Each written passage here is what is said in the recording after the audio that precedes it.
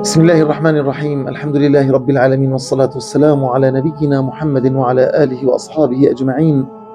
يقول الله تبارك وتعالى: ولنبلونكم بشيء من الخوف والجوع ونقص من الأموال والأنفس والثمرات وبشر الصابرين الذين إذا أصابتهم مصيبة قالوا إنا لله وإنا إليه راجعون أولئك عليهم صلوات من ربهم ورحمة وأولئك هم المهتدون.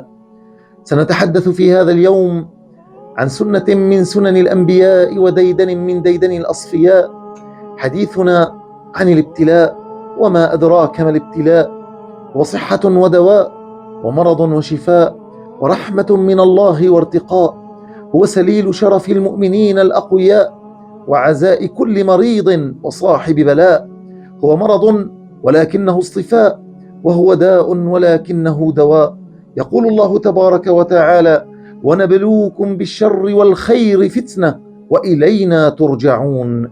يقول عبد الله بن عباس رضي الله عنهما: نبتليكم بالشدة والرخاء والصحة والسقم والغنى والفقر والحلال والحرام والطاعة والمعصية والهدى والضلالة.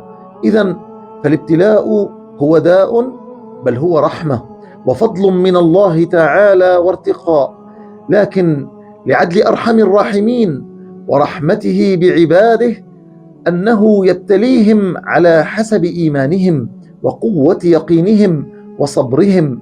فعن سعد بن أبي وقاص رضي الله عنه قال: يا رسول الله، أي الناس أشد بلاء؟ قال: الأنبياء، ثم الأمثل فالأمثل. فيبتلى الرجل على حسب دينه، فإن كان دينه صلبا اشتد بلاؤه، وإن كان في دينه رقة ابتلي على حسب دينه. فما يبرح البلاء بالعبد حتى يتركه يمشي على الأرض ما عليه خطيئة. إذن فالابتلاء هو داء، بل هو رحمة وفضل من الله تعالى وارتقاء.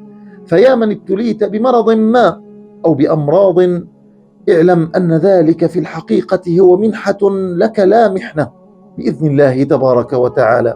لذا يجب عليك أن تصبر على ما نزل بك من البلاء، وتحتسب المشقة التي حلت بك عند العزيز المقتدر، وإياك والجزع والسخط وكل ما يلغي الصبر.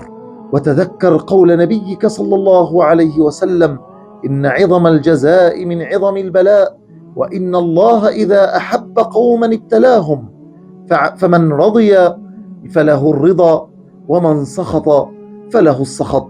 إذن فالابتلاء هو داء، بل هو رحمة وفضل من الله تعالى وارتقاء. الله أسأل بأسمائه الحسنى وصفاته العلى أن يحفظ المسلمين في كل مكان من كل الشرور، وأن يشفي مرضاهم، وأن يعافي مبتلاهم، إنه ولي ذلك والقادر عليه، والحمد لله رب العالمين.